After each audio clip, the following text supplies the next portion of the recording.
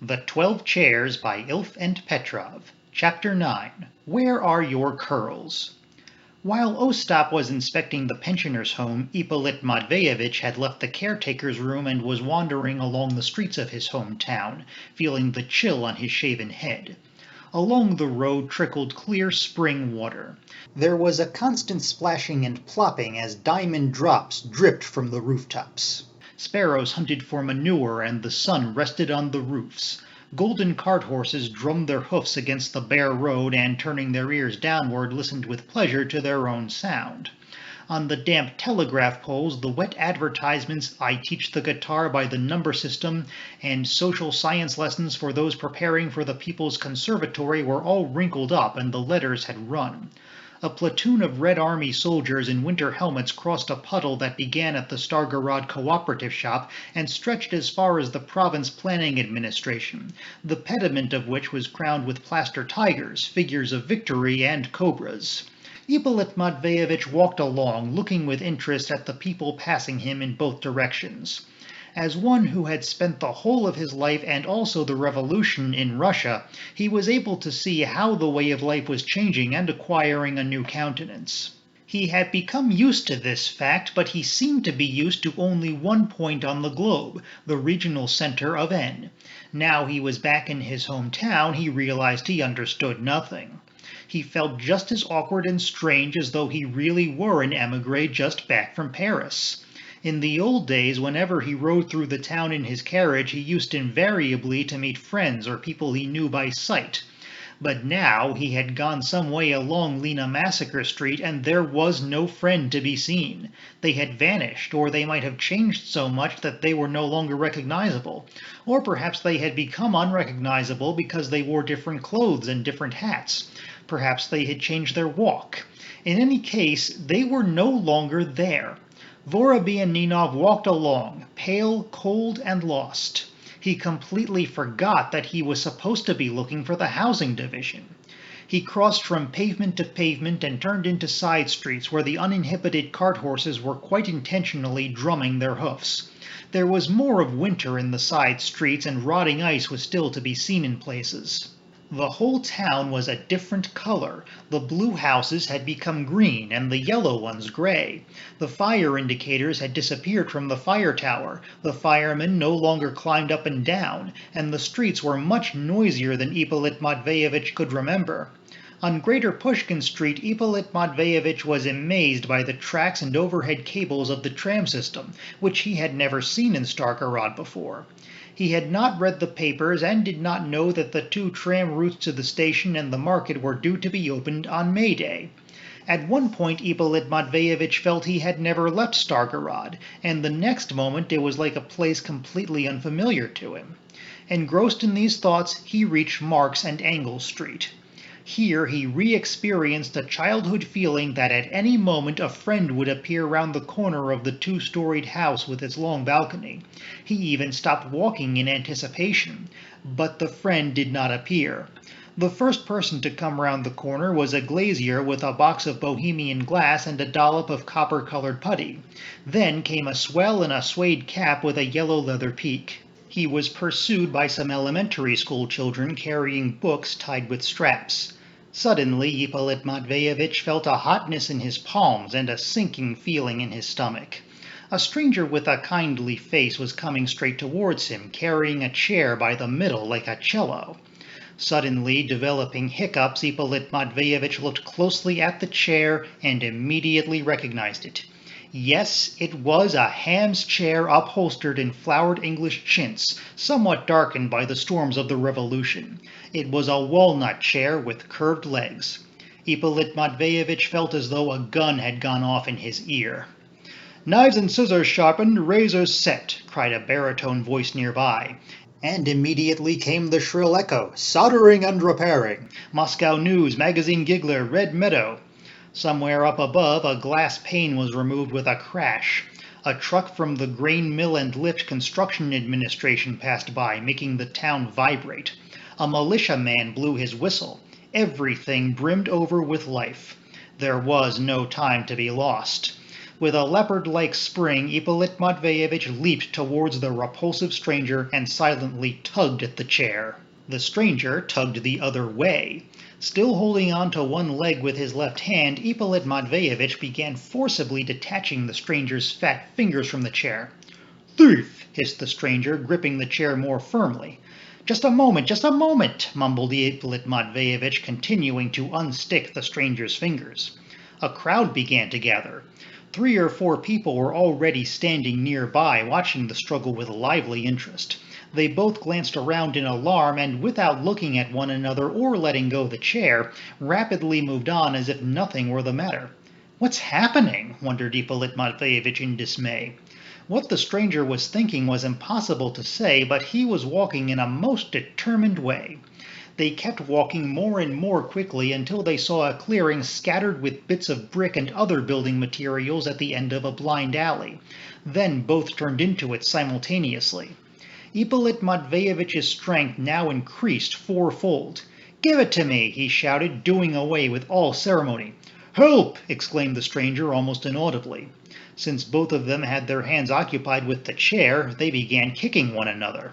The stranger's boots had metal studs, and at first Ippolit Matveyevich came off badly. But he soon adjusted himself and, skipping to the left and right as though doing a Cossack dance, managed to dodge his opponent's blows, trying at the same time to catch him in the stomach. He was not successful since the chair was in the way, but he managed to land him a kick on the kneecap, after which the enemy could only lash out with one leg. "Oh, Lord!" whispered the stranger. It was at this moment that Ippolit Matveyevich saw that the stranger who had carried off his chair in the most outrageous manner was none other than Father Theodore, priest of the Church of St. Frol and St. Lawrence. "Father!" he exclaimed, removing his hands from the chair in astonishment. Father Vostrikov turned purple and finally loosened his grip. The chair, no longer supported by either of them, fell onto the brick-strewn ground.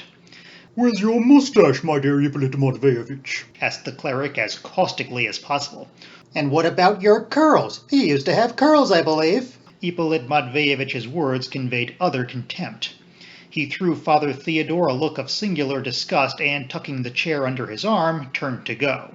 But the priest had now recovered from his embarrassment and was not going to yield Vorobianinov such an easy victory. With a cry of, "No, I'm sorry," he grabbed hold of the chair again. Their initial position was restored. The two opponents stood, clutching the chair and, moving from side to side, sized one another up like cats or boxers. The tense pause lasted a whole minute. "So you're after my property, Holy Father," said Ippolit Matveyevich through clenched teeth, and kicked the Holy Father in the hip. Father Theodore feinted and viciously kicked the marshal in the groin, making him double up. "It's not your property." "Whose then?" "Not yours." "Whose then?" "Not yours." "Whose then? Whose?" Spitting at each other in this way, they kept kicking furiously. "Whose property is it then?" screeched the marshal, sinking his foot in the Holy Father's stomach. "It's nationalized property," said the Holy Father firmly, overcoming his pain. "Nationalized?" "Yes, nationalized." They were jerking out the words so quickly that they ran together. "Who nationalized it?" "The Soviet government, the Soviet government." "Which government?" "The working people's government." "Aha," said Ippolit Matveyevich icily. "The government of workers and peasants?" "Yes." Then maybe you're a member of the Communist Party, Holy Father." "Maybe I am." Ippolit Matveyevich could no longer restrain himself, and with a shriek of "maybe you are," spat juicily in Father Theodore's kindly face. Father Theodore immediately spat in Ippolit Matveyevich's face, and also found his mark. They had nothing with which to wipe away the spittle, since they were still holding the chair. Ippolit Matveyevich made a noise like a door opening and thrust the chair at his enemy with all his might. The enemy fell over, dragging the panting Vorobianinov with him. The struggle continued in the stalls. Suddenly there was a crack and both front legs broke on simultaneously. The opponents completely forgot one another and began tearing the walnut treasure chest to pieces. The flowered English chintz split with the heartrending scream of a seagull. The back was torn off by a mighty tug. The treasure hunters ripped off the sacking together with the brass tacks and, grazing their hands on the springs, buried their fingers in the woolen stuffing. The disturbed springs hummed. 5 minutes later, the chair had been picked clean. Bits and pieces were all that was left. Springs rolled in all directions, and the wind blew the rotten padding all over the clearing. The curved legs lay in a hole. There were no jewels. "Well, have you found anything?" asked Ippolit Matveyevitch, panting. Father Theodore, covered in tufts of wool, puffed and said nothing. "You crook!" shouted Ippolit Matveyevitch. "I'll break your neck, Father Theodore." "I'd like to see you," retorted the priest. "Where are you going, all covered in fluff?" "Mind your own business." "Shame on you, Father. You're nothing but a thief." "I've stolen nothing from you." "How did you find out about this? You exploited the sacrament of confession for your own ends." "Very nice, very fine." With an indignant "Pfu!" Ippolit Matveyevitch left the clearing and, brushing his sleeve as he went, made for home. At the corner of Lena Massacre and Yerogeyev streets, he caught sight of his partner. The technical advisor and director general of the concession was having the suede uppers of his boots cleaned with canary polish. He was standing half-turned with one foot slightly raised. Ippolit Matveyevitch hurried up to him. The director was gaily crooning the shimmy. "The camels used to do it, the barracudas used to dance it, now the whole world's doing the shimmy." "Well, how was the housing division?" he asked in a businesslike way, and immediately added, "Wait a moment, don't tell me now, you're too excited. Cool down a little." Giving the shoeshiner 7 kopecks, Ostap took Vorobianinov by the arm and led him down the street. He listened very carefully to everything the agitated Ippolit Matveyevitch told him. Small black beard, right, a coat with a sheepskin collar, I see. That's the chair from the pensioners' home. It was bought today for 3 rubles. "But wait a moment." And Ippolit Matveyevitch told the chief concessionaire all about Father Theodore's low tricks. Ostap's face clouded. "Too bad," he said. "Just like a detective story, we have a mysterious rival. We must steal a march on him. We can always break his head later." As the friends were having a snack in the Stenka Raisin beer hall and Ostap was asking questions about the past and present state of the housing division, the day came to an end. The golden cart horses became brown again. The diamond drops grew cold in midair and plopped onto the ground. In the beer halls and Phoenix restaurant, the price of beer went up. Evening had come. The street lights on Greater Pushkin Street lit up, and a detachment of pioneers went by stamping their feet on the way home from their first spring outing. The tigers, figures of victory, and cobras on top of the province planning administration shone mysteriously in the light of the advancing moon. As he made his way home with Ostap, who was now suddenly silent, Ippolit Matveyevitch gazed at the tigers and cobras. In his time, the building has housed the provincial government, and the citizens had been proud of their cobras, considering them one of the sights of Stargorod. "I'll find them," thought Ippolit Matveyevitch, looking at one of the plaster figures of victory. The tigers swished their tails lovingly, the cobras contracted with delight, and Ippolit Matveyevitch's heart filled with determination.